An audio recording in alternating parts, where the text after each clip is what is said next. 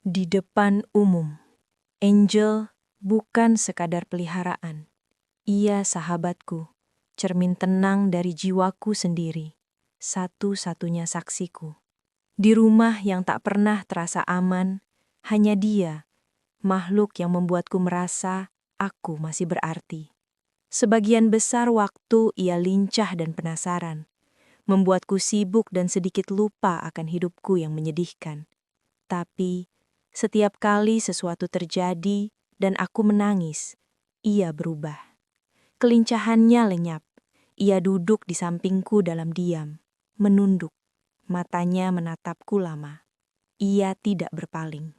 Aku melihat diriku dalam dirinya, dan seolah ia pun merasakan yang kurasakan. Ikatan kami luar biasa, begitu dalam dan tak terjelaskan. Bobby sudah berhenti berpura-pura sepenuhnya. Kesabaran palsu, kasih sayang manis yang dibuat-buat, nada lembutnya, semuanya lenyap. Mungkin ia lelah mempertahankan perannya. Sore itu ia pulang dari main basket, menghembuskan nafas keras seolah baru menaklukkan sesuatu yang hebat. Handuk putih tergantung di bahunya. Ia berdiri di depan cermin, mengangkat kaosnya, mengagumi tubuhnya sendiri, menunggu pujian yang tak datang. Aku tak memedulikannya. Aku tetap di lantai bersama Angel, mengelus bulunya, membiarkannya mengalihkan pikiranku. Aku bisa merasakan tatapannya. Kesal karena aku tenang.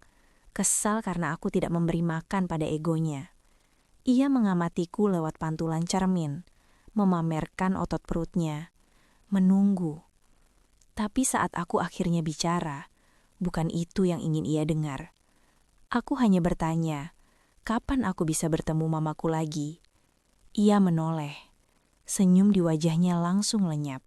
Jadi anak baik itu masih berlaku. Bisa bertemu mamamu sekali bukan berarti kamu berhenti berusaha. Aku masih lakukan semua yang kamu minta. Oh ya? Kamar sudah kamu bersihkan? Sudah. Setiap sudutnya? Aku menatapnya. Tak yakin apa maksudnya. Atau kenapa itu penting. Tapi ia tersenyum. Senyum mengejek. Seperti sudah merencanakan sesuatu yang kejam. Tatapannya berpindah ke lemari pakaian. Tanpa bicara, ia keluar sebentar. Lalu kembali sambil menarik kursi. Ia naik ke atasnya, mengulurkan tangannya ke atas lemari, menyapu bagian belakangnya dengan jari sampai menyentuh ujung. Ia turun perlahan dan membuka telapak tangannya. Debu. Dengan tangan yang sama, ia mencengkram wajahku, menekan pipiku sampai bibirku menjorok keluar. Jahangnya mengeras seperti biasa, setiap kali marah. Tapi kali ini ada kemenangan di matanya. Kamu bohong. Katanya pelan, lalu meludahiku. Ia mendorong kepalaku dengan tangan berdebu itu, lalu berjalan pergi seolah tak terjadi apa-apa. Ia menyalakan shower dan mulai bernyanyi. Sumbang seperti biasa. Suaranya mengalun di atas suara air. Santai, seolah semua ini hanya sori biasa. Kelenggangan itu membuat perutku mual. Ia bisa meludahiku dan mencuci tangannya sendiri dalam satu gerakan. Ludah itu mendarat tepat di bawah mataku. Aku duduk di tepi ranjang, gemetar karena marah, tapi tetap diam. Apa yang bisa kulakukan? Aku berkata pada diri sendiri bahwa aku tak punya pilihan, bahwa ia sudah menjadi suamiku, dan itulah perangkapnya. Shower berhenti. Pintu terbuka, dan ia keluar dengan handuk melilit pinggang. Suaranya lembut, nyaris ramah. Makanya berhenti bohong. Kamu bahkan tidak pandai melakukannya. Aku selalu bisa tahu. Ia sedang mengelap wajahnya ketika tiba-tiba berteriak. Handuknya dipenuhi semut merah dan salah satunya menggigit bibirnya. Ia tersentak, mengumpat pelan dan mengguncang handuknya dengan panik. Sekilas kepuasan melintas di dadaku. Tajam, hampir membuatku tersenyum. Tapi aku menahannya. Ia menatapku, memastikan aku tidak tertawa. Tapi mataku mengkhianatiku, dan aku tahu ia melihatnya. Karma datang terlalu cepat, dan rasanya nyaris manis. Malu, Ia mengambil pakaiannya dan berganti di kamar lain. Saat aku menaruh Angel kembali ke kandangnya, aku melewati ibunya yang kali ini sedang di lantai atas. Ia berdiri di depan lemari yang selama ini tak pernah kuizinkan untuk kubuka. Bobby selalu bilang isinya dokumen penting. Tapi sekarang pintunya terbuka dan di tangannya ada foto. Aku tidak peduli apa isinya, tapi dari cara ia mendesah panjang, aku tahu ia ingin aku bertanya. Aku melirik dan ia tersentak kecil, pura-pura canggung. Itu Bobby dengan tunangannya. Katanya suaranya setengah mengaku, setengah menantang. Seolah ingin mengingatkanku pada posisi yang tak akan pernah bisa kuisi. Ketika aku melihat lebih dekat, rak-rak di dalamnya menjelaskan semuanya. Ia menyimpan segalanya, boneka, cangkir, foto-foto masa lalu mereka. Jadi inilah dokumen penting yang disembunyikannya, museum kenangan milik orang lain. Aku terdiam. Jika posisi kami terbalik, kalau akulah yang menyimpan kenangan seseorang sebelum dia, ia pasti sudah menghukumku tanpa ragu. Tapi aku menjaga wajahku tetap tenang. Aku menolak memberi reaksi yang diinginkannya. Wajah ibunya terlihat kecewa, jadi ia menambahkan, setengah bernostalgia. Dia orangnya baik sekali. Dulu sering ajak mama keluar. Mandarinnya juga bagus. Aku memang sering disebut malas karena tak mau belajar Mandarin. Dan kini ia memuji wanita sebelumku karena hal itu. Saat itu aku paham. Ia tidak sekedar tidak menyukaiku. Ia sudah memilih siapa yang seharusnya menjadi menantunya, dan bukan aku. Bobby muncul tak lama kemudian.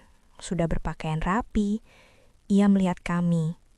Cukup untuk tahu sesuatu baru saja terjadi, tapi tidak bertanya. Ia langsung berjalan melewati kami menuju mobil. Aku mengikutinya, masih membawa perih dari apa yang kulihat di lemari tadi. Semua boneka, cangkir, foto yang disimpannya adalah bukti bahwa aku bukan satu-satunya di hatinya. Ia selalu bilang aku hidupnya, tapi ibunya baru saja menunjukkan bukti sebaliknya. Luka itu masih hangat ketika aku duduk di mobil. Jadi ketika aku menggoda, sebenarnya bukan bercanda. Itu sisa sakit yang lolos sedikit. Tapi juga rasa puas aneh karena kali ini buktinya jelas. Untuk sekali ini bukan aku yang salah. Dan itu memberiku sedikit keberanian. Aku berkata pelan. Berkas penting ya? Ia tak suka. Rahangnya mengeras dan hening di antara kami jadi tajam. Kami menuju toko elektronik untuk membeli dan memasang CD-ROM di laptopku. Keponakannya sering meminjam laptop itu, dan aku lupa memeriksa layarnya sebelum pergi. Di toko, ketika ku buka, ada bekas sidik jari di pojok. Aku buru-buru hendak menghapusnya dengan ujung bajuku sebelum ia melihat, tapi sudah terlambat. Ketika ku tatap, wajahnya sudah menegang. Rahangnya mengatup, matanya menancap padaku, dan aku tahu apa yang akan terjadi sebelum itu benar-benar terjadi. Untuk pertama kalinya, ia meludahiku di depan umum. Petugas toko baru saja menyerahkan CD padaku untuk dicoba. Tangannya berhenti di tengah udara saat suara itu terdengar. Ia tak tahu harus melanjutkan gerakan atau menghilang. Bobby berjalan keluar terguncang, seperti baru sadar bahwa ia melupakan di mana kami berada. Aku tetap di counter, terhina. Air mata yang kutahan keluar cepat, bukan karena sakit, tapi karena malu. Lebih menyakitkan karena ada saksi. Saksi membuat sesuatu jadi nyata. Aku menunduk sedikit pada petugas toko. Maaf, bisikku. Tanganku gemetar saat membereskan laptop. Aku tak menangis di sana, tapi tenggorokanku serasa dicekik batu. Menahan tangis rasanya benar-benar sakit. Waktu kecil, Papa pernah menegurku di depan umum tanpa ragu. Ia tak pernah memukul, tapi suaranya cukup keras untuk membuat orang menoleh. Sekali, saat kami pulang dari sekolah, ia memarahiku karena sesuatu yang kini bahkan tak kuingat. Dan seorang ibu di seberang jalan menatapku, memastikan aku baik-baik saja. Rasa malu itu saja sudah cukup untuk membuatku ingin menghilang. Toko CD itu rasanya seperti hari itu, dikalikan 1000. Ini bukan suara keras yang membuat orang menoleh lalu berpaling. Ini benar-benar ludah di wajahku, di depan umum. Kami pulang tanpa suara. Wajahku masih basah, dan ia bersenandung pelan, seolah kami baru keluar dari bioskop. Aku memandangi jalan di luar jendela, sampai akhirnya aku bisa bicara.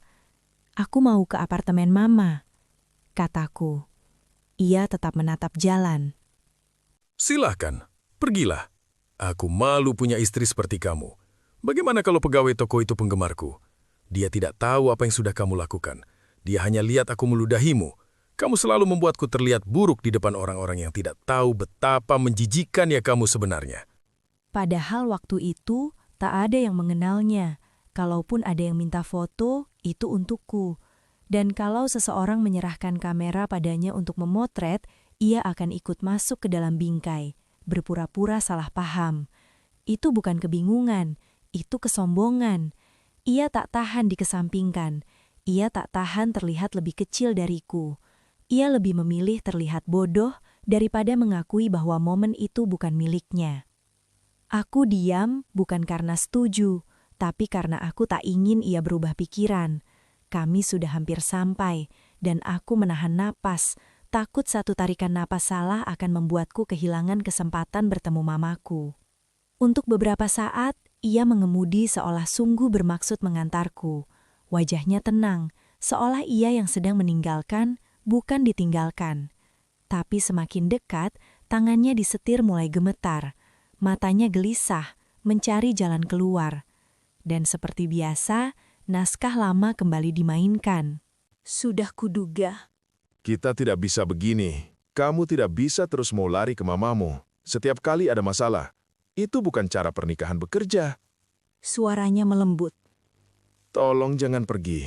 Aku cinta kamu. Aku minta maaf. Ayo pulang. Kita baikan ya. Aku ingin pulang.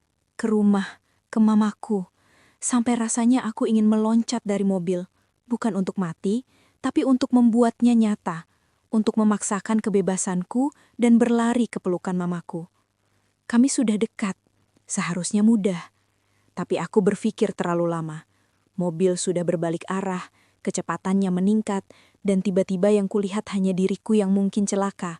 Terbaring di rumah sakit, dijadikan bukti lagi bahwa aku memang masalah. Aku tidak mau itu. Aku tidak mau memberi alasan baru baginya untuk menyalahkanku. Lalu seperti biasa, ia membawa-bawa nama Tuhan. Pernikahan kita diberkati olehnya. Meninggalkanku adalah dosa. Kamu akan dikutuk. Istri yang pergi akan sial seumur hidup. Melawan aku sama saja dengan melawan surga.